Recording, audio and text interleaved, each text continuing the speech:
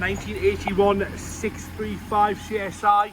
I've got this vehicle running at the minute. We'll do the engine bay first just because it seems to have a bit of a start issue where every now and then the starter motor is staying engaged and it just clips the flywheel. So I've got it running now, so we'll do a quick video of that. Any more information you want on that, give us a ring. We're going to kind of explain what's going on.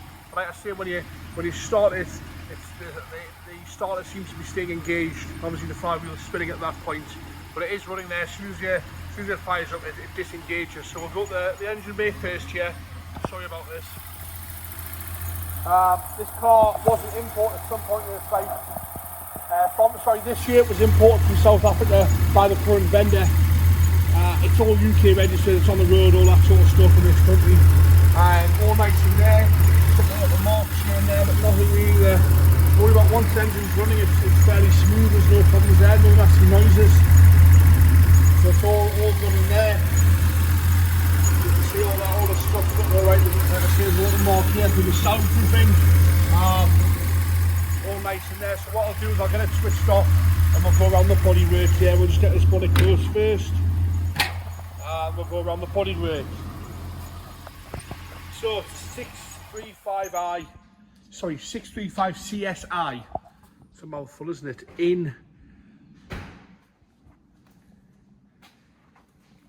I'm not sure what is it. It's more of an orange than it is a red, so it's definitely not Halrod or Guards or anything like that. So it's like it's finished in an orangey red. Not a bad looking thing. It's got a big set of aftermarket alloys on it there. I'll try and come back as much as I can. Bodywork wise, there is the odd mark here and there. I wouldn't call it too much of a project, but it needs some bits and pieces doing to it. You've got a scuff here on that rear quarter. The arches themselves feel pretty good. There's no rust coming through on there, but the odd little crack in the paintwork. Across the bottom of the sills and the doors look all right. It's obviously had some paintwork before, you can tell that. But the arches themselves are pretty solid. That one's obviously had some fab work to make the wheels fit by the looks of it on that lip there, but there's no rust coming through.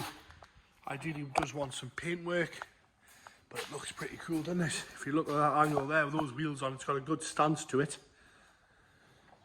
We'll come round on the rear quarter. Like I say, there is various marks in the paintwork, but this is reflected on the price.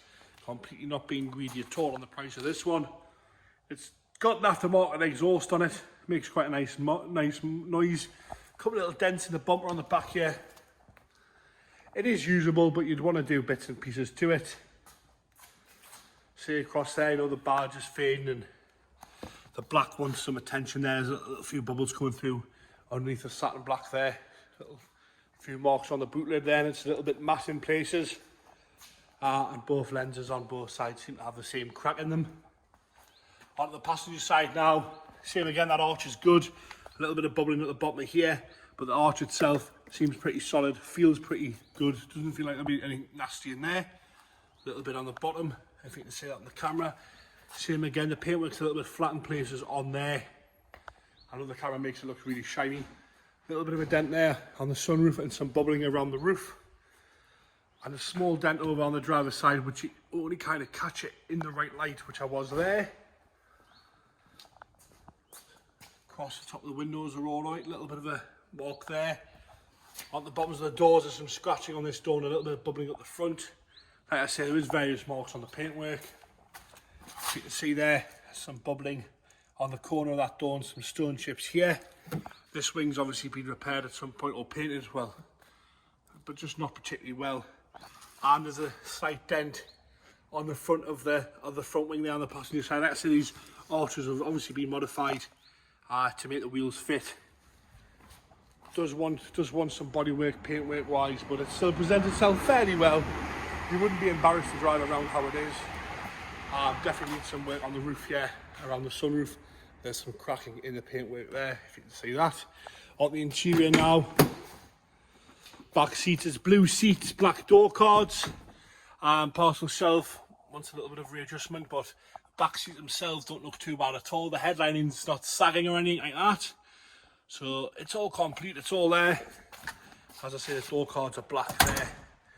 Seems to be missing a little bit of trim there. On the driver's seat there, somewhere on the backrest, it wants a good clean as well. I'm not really sure what that is. what would be the solution for that. I don't want to say it'll clean when it won't, so that wants some attention. Passenger seat as well, same, very grubby, some marks on the bolster and stuff, a few little cracks on the top of the dashboard. Centre console's all there. I have noticed with the inhibitors, when you put it into park, it's not actually park, so it's in park there, which reads just between drive and second, and reverse is further up, so there's swing going on there. It does select all gears fine, but there is swing going on there, whether it be the inhibitor switch or what. That's kilometres, remember, that's not mileage. It was imported earlier this year. Current vendor's been using the car. Not a bad base if that's what you're after. You don't really see these very often, especially not at this sort of price. You have it, BMW 635 CSI.